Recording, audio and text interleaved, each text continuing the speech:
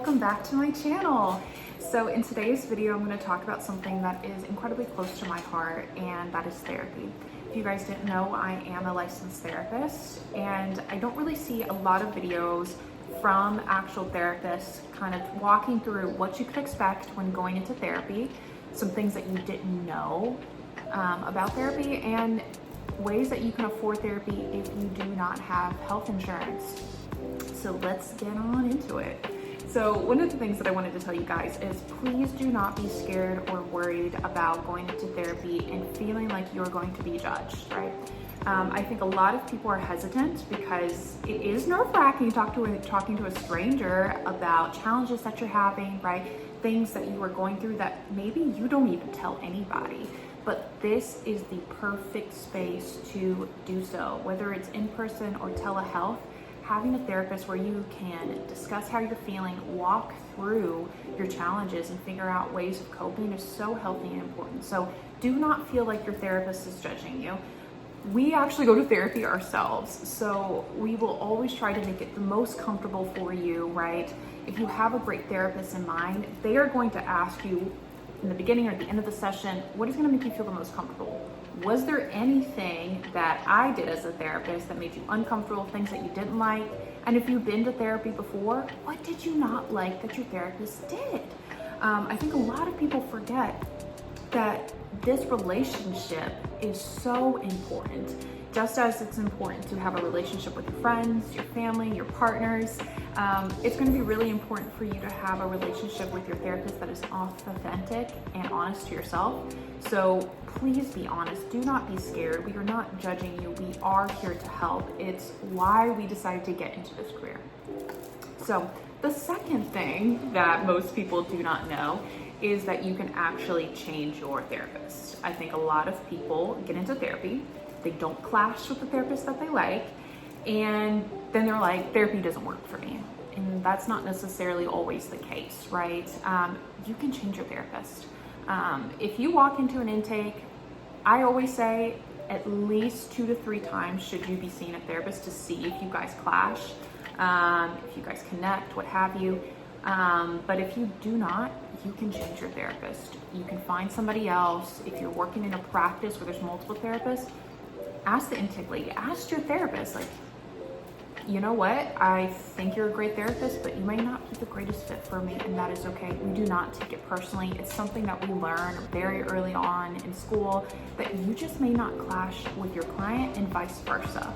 And 9 times out of 10, I'm very aware when me and a client or a future client do not pair up well. If you are feeling it, chances are your therapist is always feeling it. So please know that you can change your therapist at any time. The third thing that I wanted to tell you guys is therapy can be very expensive.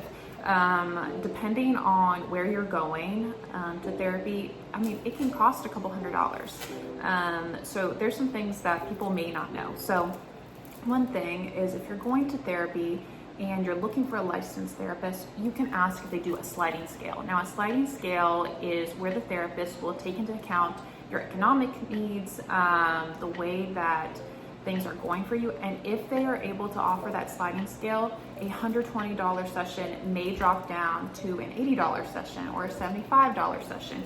It really just depends on that particular therapist that you're going into. So that is an option. A second option that I think people do not know is, if you are looking for mental health services and you can't really afford even like a $70 session, there are ways that you can get therapy for either a lower price or honestly for free, quote. Therapy can be provided to you at free when it comes to a therapist intern. Now, this is something that we had to do in school. So before I graduated and got my license, I provided free therapy for 600 hours.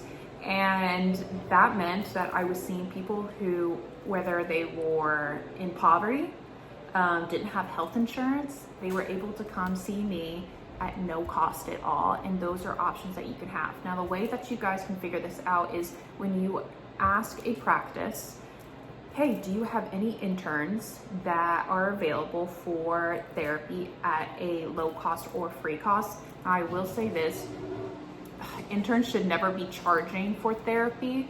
I know some practices that have. I don't think it is right. From what I learned in school, you shouldn't be charging, but the most that I've ever seen a practice charge for an intern is $20. So if you guys can afford that, you'll be able to have someone who is training in school. Now, things to remember when you are seeing an intern, 9 times out of 10, you're gonna have to sign off that you're okay with being recorded. And that is either vocal or an actual video. Now, the reason why we do this is because one, this person is still in school, they're learning, they're adapting their skills, right? And this is also gonna be shown to their supervisors. Now, this is not a bad thing. This actually is very helpful because if you're walking into therapy and you have an intern and they're able to show it to their professor, their supervisor, they're going to be able to adapt and change the way that the therapist is interacting with you and what would be best suited for you. So I actually think it's a great opportunity for people to take if you do not have health insurance. Another way that you can have low cost benefits to mental health services is checking online to places that provide mental health at a lower cost. I know that things like Better Health Space are really great for people to go in there and find the help that they need. So if online therapy is great for you, then check out these places. Usually they're at a lower cost as well.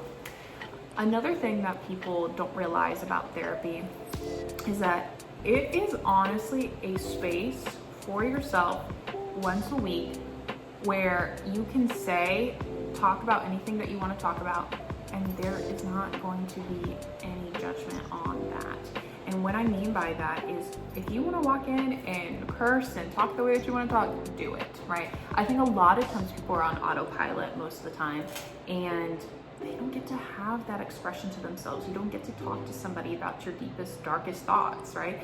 And it is an honor and a privilege to even get to that point in my life, to sit down with somebody and listen to their trauma, listen to what they're going through, and try to help and cope with them.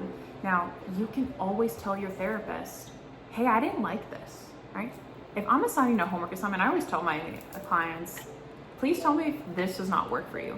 Because if you are going throughout therapy and you are not telling your therapist, hey, this homework did not help me, it didn't feel good. And if you were just so used to people pleasing, you might be like, yeah, it's great, it's phenomenal. And that's not always the case. So be honest with your therapist. Walk in and say, this was junk to me, right? I did not like it. It made me feel worse. When you are honest, we are able to help you better than if you were in there people pleasing and lying. So do not do that. Another thing that I will caution people into going into therapy is that I think there are fears and worries about being judged and finding a therapist that may not understand them. And I think that is okay. There is a platform that I think most people actually really don't know. It's called Psychology Today. Now, Psychology Today is a great platform where you can find therapists, whether in your state or around you. So Psychology Today is a certified platform where only licensed therapists can actually promote themselves. So you'll have a photo of this person, a bio, sometimes you even post videos of themselves. And what you can do is filter through people, whether it's gender, religion, types of therapy, even your insurance.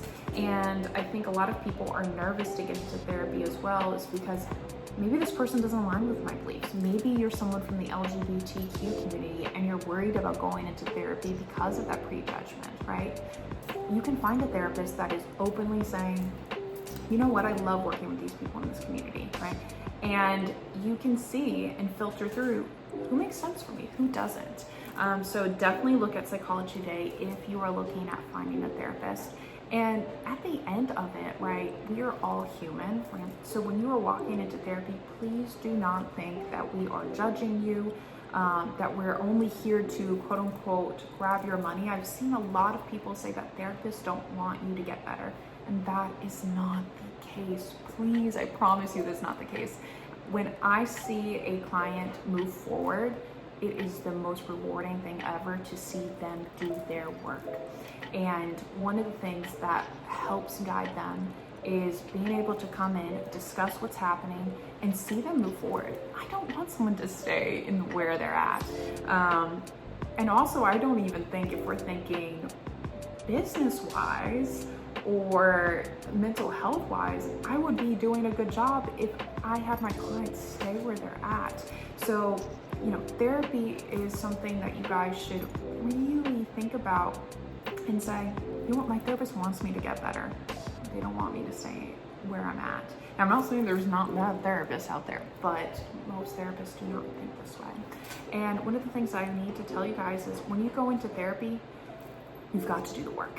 You can come into therapy every single week and talk about what's going on, but if you do not make any challenges to say, hey, I'm going to do this, right? I'm going to do the homework that my therapist assigned me. Therapy is not going to work for you. It can only go as so far as you want to make it work outside of the session. So if you're going out there and trying your best, attempting the homework, even if you can only do it halfway, you are making that effort towards yourself. A therapist cannot give advice. And I think that's one of the biggest things I have to tell you guys is therapists cannot give advice. People will come in and say, hey, what should I do? And I legally cannot tell you what to do or what choices you can make, but I can help guide you and say, well, if you choose this, or if you choose this option, what do you think the outcomes are gonna be? How are you going to feel? Do you think it'll suit you in the future? And we can navigate and try to figure out what is the best option for you to take. So please do not come into therapy thinking that we are here to give you advice. That is not the case. We are helping to guide you, figure out where you can come from and say, this is how I can help myself. Most of the time when I'm talking to people, it's really to help them figure out internally, wait, what's coming up for me? What do I need to do? What do I need to recognize about myself? It is not a, hey, you need to do this. That would not fly. So if you guys have any questions about therapy at all, things about becoming a therapist, things that you should expect, please drop it in the comments. Mental health is so important to me, and it's something that I've been very passionate about for a very long time, even before walking into this career. So if you guys have any more questions, please let me know. And please like and subscribe for more videos. I've really gotten into making YouTube videos again. It's something that I really love to do and bring out my creative side. So I hope you guys stay for the ride. And if you guys have any more questions, please let me know, and have a beautiful day. Bye.